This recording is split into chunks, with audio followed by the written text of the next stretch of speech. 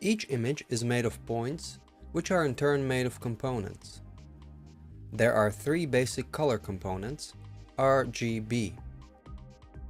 These letters represent three colors, red, green, blue. Besides these three color components, there is also a component labeled A from the word alpha. This component contains information about transparency. Based on what has been said, we know that working with an image can be done either at 8 or 10 bits per channel. When an image does not contain transparency information, that is, we're dealing with only the three color components RGB, a 24-bit image is sufficient. If, however, we also need to work with transparency, a fourth channel, the so-called alpha channel, is necessary.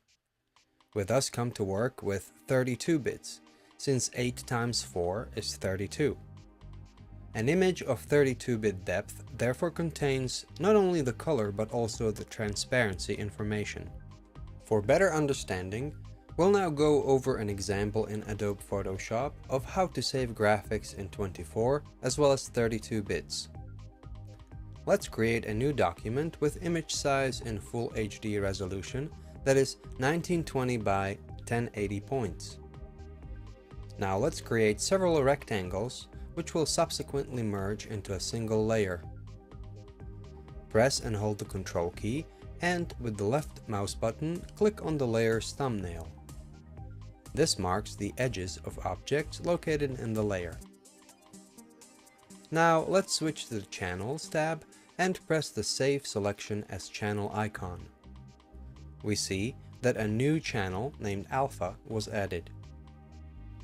Note that the thumbnail of this new layer contains only two colors, white, which shows part of the image that will be displayed, and black, which shows the parts that will be transparent. To make sure, let's turn on the Alpha channel view.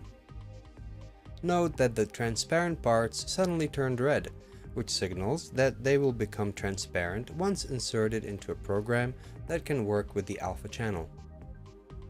Now let's save the document. It is important to select a format that can store the Alpha channel. Otherwise, the information will be lost. Therefore, select TGA from the available formats. When saving the file, we see that the Photoshop itself offers saving in 16, 24 or 32 bits. Choose the 32-bit and confirm by clicking OK. Now let's switch over to EDIUS. Import the saved file and place it on the timeline directly above a video clip. As you can see, EDIUS has correctly recognized that the file also contains transparency information. A similar procedure can be used when creating logos, titles, or other graphics that use the Alpha channel.